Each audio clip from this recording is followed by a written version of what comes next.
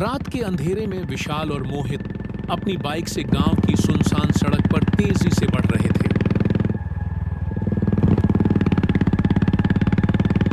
उन्हें घर पहुंचने की जल्दी थी क्योंकि गांव वालों ने चेतावनी दी थी, रात में इस रास्ते से मत जाना, यहां छलावा आता है।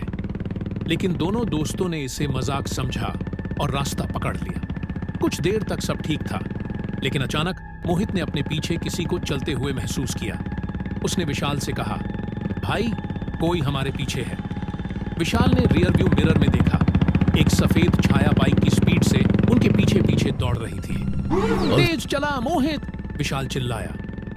मोहित ने बाइक की स्पीड 80 तक बढ़ा दी, लेकिन वो परछाई अब भी उतनी ही दूरी पर बनी रही जैसे हवा में तैर रही हो। अचानक विशाल को अजीब सा महसूस हुआ। उसने धीरे से मोहित के कंधे पर हाथ रखा और बोला, भाई, तेरा चेहरा क्यों सफेद पड़ गया? मोहित ने कांपते हुए कहा, भाई, मैंने तो हेलमेट पहना हुआ है, तू मेरा चेहरा कैसे देख सकता है? विशाल के हाथों में ठंडा पसीना आ गया। उसने घबराकर पीछे देखा, अब बाइक पर सिर्फ वही था। मोहित गायब हो चुका था। तभी एक धीमी सर्द आवाज आई, अब तेरा नंबर है।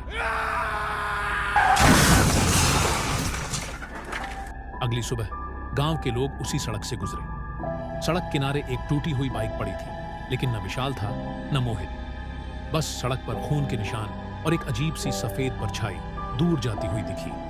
गांव वाले सुबह जब टूटी हुई बाइक तक पहुंचे तो वहां खून के ताजा निशान थे, लेकिन विशाल और मोहित का कोई सुराग नहीं था। कुछ लोगों ने सड़क पर अजीब सी परछाई को देखा जो धीरे धीरे कोहरे में गुम हो गई। गांव का सबसे बुजुर्ग आदमी बाबा रघुनाथ बाइक के पास खड़ा हुआ और बुदबुदाया, छलावा फिर से शिकार कर चुका है।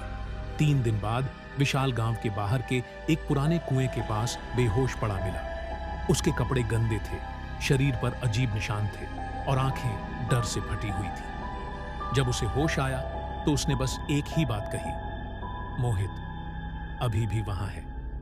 गांव वालों ने उससे पूछा कि आखिर हुआ क्या था, लेकिन विशाल कुछ भी ठीक से नहीं बता पा रहा था। उसने बस इतना कहा कि जब मैंने मोहित को बाइक से गायब होते देखा तो फिर कोई अदृश्य शक्ति, जैसे कोई आत्मा, चारों तरफ अजीब आवाजें आ रही थीं, जैसे कोई उसे बुला रहा हो। रात को मत आना।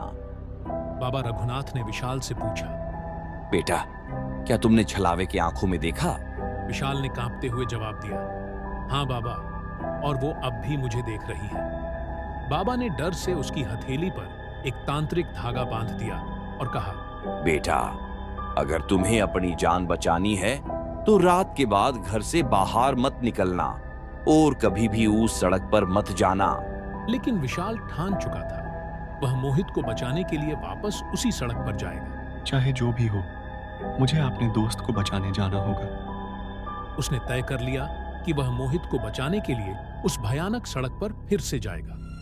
रात का अंधेरा घिर चुका था, हवा में अजीब सी ठंडक थी। गांव वाले उसे रोकने की कोशिश कर रहे थे, लेकिन विशाल ने किसी की नहीं सुनी। बाबा रघुनाथ ने आखिरी बार उसे चेतावनी दी, अगर उस रास्ते पर गया तो याद रखना, चलावे से नजरें मत मिलाना, वरना तेरा भी वही हश्र होगा जो मोहित का हुआ।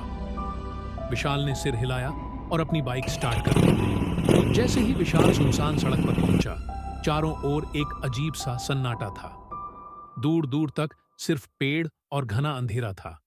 अचानक हवा में किसी के चलने की हल्की सी आवाज आई। विशाल ने रियर व्यू मिरर में देखा, वही सफेद परछाई, फिर से उसी दूरी पर, जैसे बाइक की रफ्तार के साथ साथ दौड़ रही हो। लेकिन इस बार कुछ अलग था।